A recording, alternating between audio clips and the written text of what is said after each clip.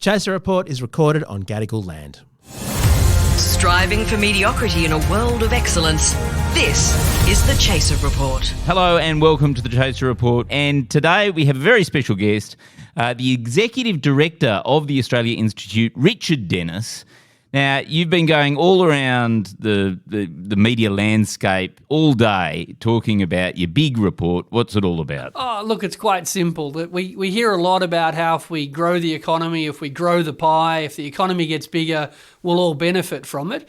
And what the report we've put out today shows is that in the 10 years to 2019, in the decade leading up to 2019, 93% of the benefits of economic growth, 93% of the increase in national income went to the top 10% of income earners, and the bottom 90%, got 7% between them. Right. That is, and how does that compare to the rest of the world? Well, we're leading the world at being unfair. Really? Yeah. So, for that decade, what we did was we used a big international data set put together by a group of economists, including the famous economist Thomas Piketty. Yes. He wrote that huge book on inequality, and everyone only read the first chapter. Exactly. That's the one. The 1,000-page book with a great intro. So he's kind of pulled together a whole bunch of data, raw data, and we've analysed it, sort of broken it up in terms of income and time. And what it shows is that Australia really leads the world in being unfair. In that decade where the top 10% got 93% of all the increase in national income, that's way off the charts compared to other countries. And so what's going on? Is it because we didn't bring in a mining tax? Is that what happened? Or? Yeah, that's a part of it. I mean, sort of go back to the things that everybody knows. We know that the minimum wage hasn't kept pace with CEO pay. We know that unemployment benefits hasn't kept pace even with average incomes. We know that during COVID we chased people for robo-debt and we let big business hang on to any JobKeeper that they got overpaid. We kind of know how all these individual decisions have been made. What this data does is sort of look at it top down, look at the big picture and say, all right, not what happened to a low-paid worker, what happened across Australia? So that increase in inequality we see isn't some sort of random act of the markets. It's the sum of all these little decisions we made. The decision not to boost the minimum wage, the decision to not pay teachers and nurses a lot more, the decision to not have a mining tax, because the one thing we know about that 10 years is everyone said, oh, the mining boom's great, the benefits will trickle down. Well, if you were getting 200 grand to work in the mines, or if you happen to own a mine like Gina Rinehart, sure, a mining boom's a great thing to have. But for the 99% of Australians that don't work in coal mining, that boom did kind of very little for them. So, unfortunately, how did it happen? It happened because of the choices we made. So isn't there a simple solution, though, Richard, which is don't people have themselves to blame for not owning a coal mine or an iron ore mine? Or, shouldn't they just go out and become a CEO? Like if CEO pay is better than minimum wage pay, why don't they just get a job as a CEO rather than a cleaner? Look, it's a good question. And, of course, Joe Hockey once said that the way to make housing more affordable was to get a better job. So, unfortunately, we do like to blame the victim in Australia. But individuals don't set the minimum wage. Individuals didn't create the gig economy. Individuals didn't deliver big tax cuts for high income earners. So yes, of course, individuals have always got a role to play in their own livelihood. Of course they do. But what this data shows is that in other countries, economic growth, the benefits of economic growth have been spread a lot more fairly than Australia. So it seems like poor people in Norway, Denmark, Sweden, Finland, Germany, France, somehow they're better at getting a fair share out of GDP than low-income earners in Australia.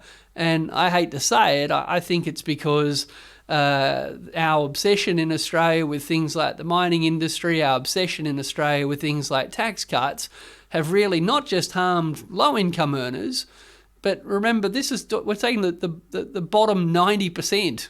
So nearly all of us, 9 in 10 Australians, have missed out.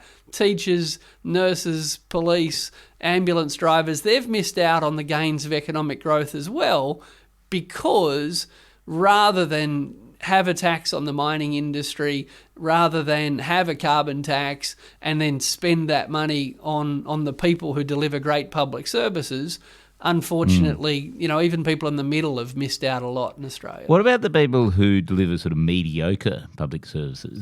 like, I'm thinking like the trains in Sydney, terrible. Do you think maybe we can sort of carve out a bit of it? Like, you do your solution, make it all a bit equal, but you're like not for people who are a bit grumpy as bus drivers. You know what I mean? Like, just sort of keep a little bit of inequality in the system? Look, I mean, the reality is there's grumpy people everywhere. There's some grumpy people drive buses. There's some grumpy waiters, and there's some grumpy bankers out there. I think what we need to do is create a society where there's enough job opportunities going around that people don't have to do jobs they hate, that you don't have to be in the service sector. You're a communist. Well, no, I'm an economist. We reckon that high unemployment's a terrible waste of human capital. We think unemployment's terrible for the economy. It's just in Australia we've kind of been trained to believe that, having 500,000 unemployed people is a good way to keep inflation down. So, look, there's some grumpy public servants out there. There's some grumpy private servants out there. But I'm sure that's true in other countries as well. But maybe one of the reasons people are grumpy is Australia's become such an unequal society. Okay, so I'm going to pitch you a few solutions because I can hear you're complaining a lot. You got all the sort of problems, but I haven't heard any solutions yet beyond tax the rich or whatever. So I'm thinking I'll just pitch to you a few ideas, and I don't know whether the Australia Institute can sort of run some sort of research program based on these ideas, but I'll just pitch them to you and see what you think. First one is, what if we just ate the rich?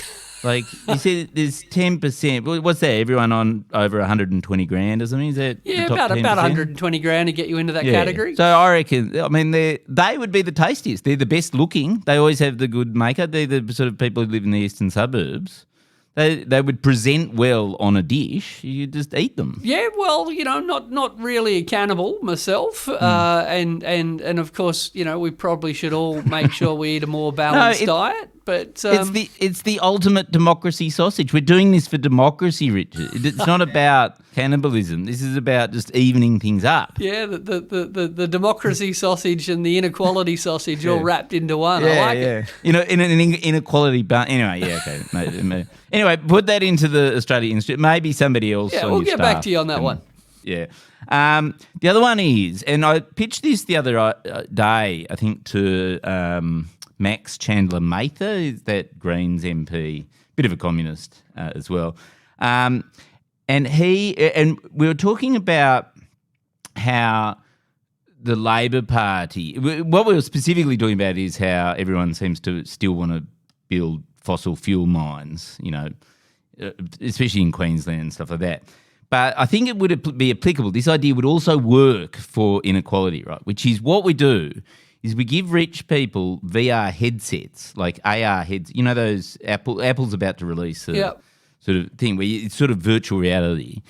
But what you do is you tell them, you create this reality for the rich people that makes them feel like they're still not paying tax, and they're in the reality where it's all like completely unequal and everyone's grumpy because they're being underpaid and stuff like that.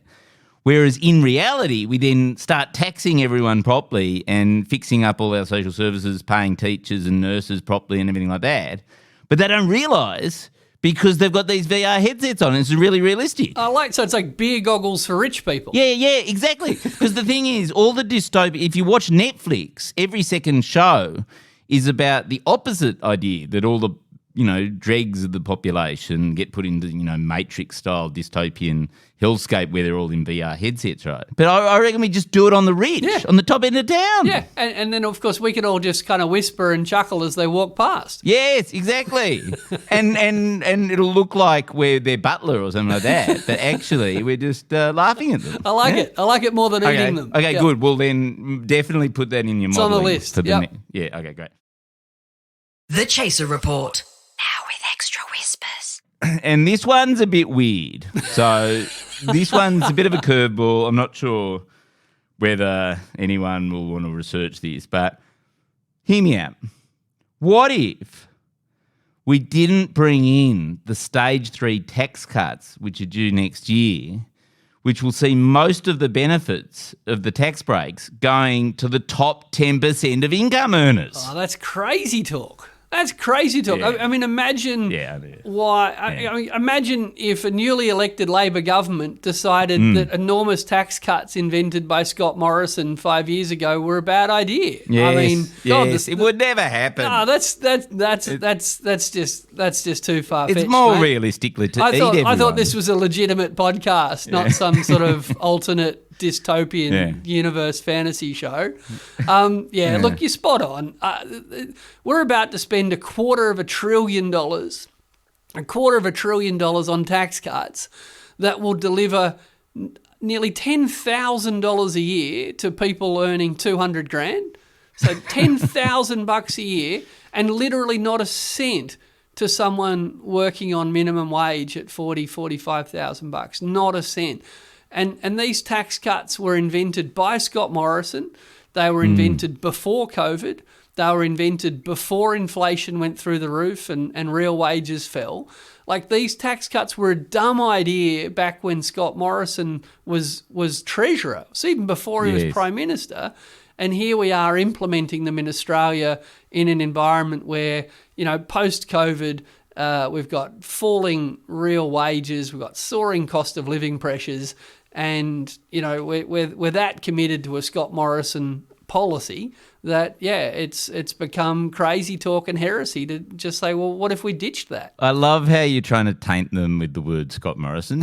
You know that it's political death to call anything Scott Morrison, so you're trying to link them. No. Now I'm going to use reverse psychology on you and say that even though they're Scott Morrison's idea, we're apparently wedded to them. So why? So what is this? So we've got this theory going on, which actually Max talked about last week as well, which is the idea is that the Labor Party, because I don't know, last time Labor was elected, except for that Rudd Gillard sort of lot, like I grew up a starry-eyed Hawke and Keatingite type thing where you sort of had this idea that Labor would be a government of reform, but it seems like the Labor Party have just turned into a government where they feel that their job is to lower expectations and say, no, we can't do that, we can't do this, we can't do that. Oh, we can approve 116 gas mines, but that's basically the only thing that we can deliver during this first term of government. Yeah. Look, I think that, the most optimistic gloss to put on it is that Labor took a pretty reformist agenda to the 2019 election and they lost. They only just lost, but they lost. And just as generals are often accused of kind of always fighting the last war, I think that politicians often end up fighting the last election. And whereas in 2019, Labor took an ambitious tax and spending agenda to the electorate, after they lost that election, for a whole bunch of reasons, I think they lost it, but they went to the 22 election kind of promising not to do any of the good ideas they'd previously had, not because they'd lost faith in them as ideas, but because they were kind of scared of losing another unlosable election. So we're kind of now in this sort of dead space where Labor was elected, the Liberals were decimated. There's this huge community expectation saying, okay, after 10 years of a coalition government pushing us hard in the wrong direction, let's really get cracking in the right direction. Unfortunately, Labor are kind of welded to this idea of, no, we promised we wouldn't do anything. We won the election, so here we are not doing much. Now, of course they've done some things, but boy, the world has changed since the last election. The economy's changed radically. the stage 3 tax cuts were a dumb idea at the time, but they are a complete batshit crazy idea in this environment. Well, with that inspiring thought. So what should we do? Just get to the barricades? Is that the idea? I think that as citizens, we have to make it clear to our elected members of parliament that while we appreciate them keeping their promises, that we're okay with them changing their mind when the circumstances change. I mean, if I promised that I'd take you I promised to take you out for dinner, we'd been looking forward to it. Richard, that's nice. Well, Thank you never I'll hold invite you to me that. out, so I thought I'd do it, live on the podcast. So if I promise to take you out for a nice dinner and then, I don't know, I get COVID, it's okay for me to ring you and say, I meant it. I meant it when I said it. I was sincere. I really wanted to do it, but the circumstances have changed, so let's adjust. Adults know that even when a promise is important, it can still be broken when the times require it to be broken. So I respect the fact that the Prime Minister is saying, look, I don't want to be like that last mob. I don't want to promise one thing and do another all the time. That's how people lose faith in democracy. That's right. But I can't see a problem with the government saying to the public, look, it's you we promised these tax cuts to, but what do you reckon?